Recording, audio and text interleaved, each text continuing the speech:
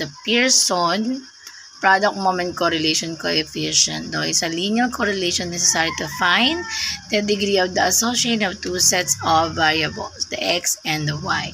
It is a commonly used measure of linear correlation to determine the relationship between two sets of variables quantitatively. No? Here's the formula for Pearson product moment correlation.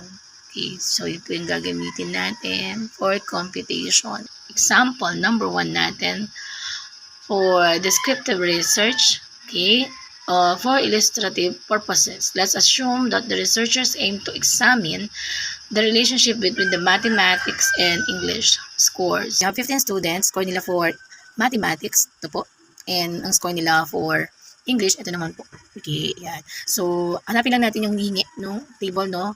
Okay, sabi dito, x squared. Yun ang mga gagamitin natin sa formula si x. Si y is x squared, y squared, and x and y. Okay, since meron na tayong mga score, multiply lang natin ng dalawang beses si y or si x. So, 25 for student number 1, 25 times 25, 625. Hanggang matapos natin kay pang 15 student, no? 60 times 60, 3,600. So, ganun din gagawin natin kay y. Mula kay student 1, 30 times 30 is 900. Hanggang matapos nyo kay student number 15, 73 times 73. No? And sabi nga ito, kailangan natin makuha din si xy. Multiply lang natin dalawang variables. So, 25 times 30 is 750 hanggang mapunta kayo kay student number 15 na 60 times 73. And we got 4,380. Okay, kapag napuno nyo yan, nagawa natin lahat na compute na, no? Kunin lang natin yung summation of x, summation of y, summation of x squared, and summation of y squared, and summation of x and y. So, ito na po yung mga answer, pinaka-total nila. 605 for summation of x. Okay? Then, summation of y, 664. Summation of x squared is 27,273. Summation of y squared, 33,440. And summation of x and y, 30,020. After nyan, na makuha natin lahat, and supply lang natin yung mga given data dun sa formula. Numerator, we have 15 multiply sa summation of x and y, 30,020 minus, okay, summation of x, yun, and summation of y.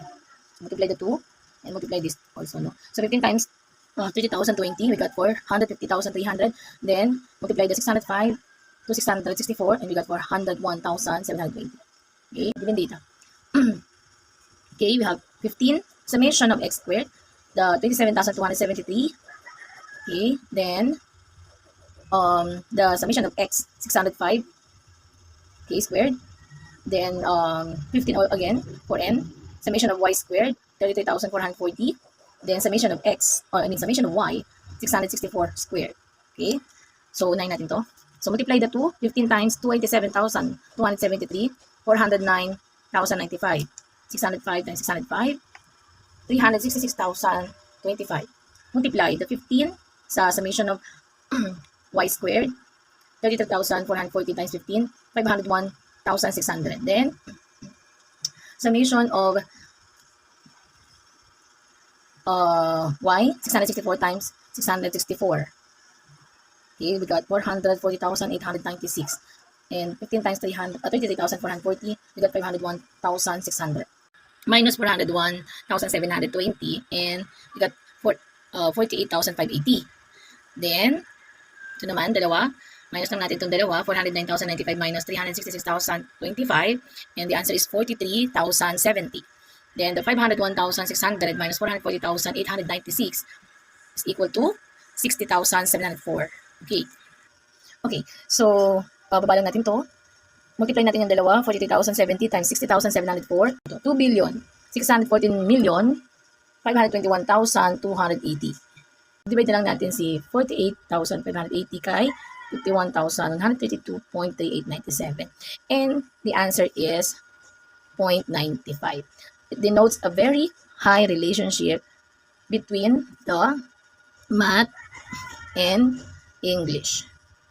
That's all.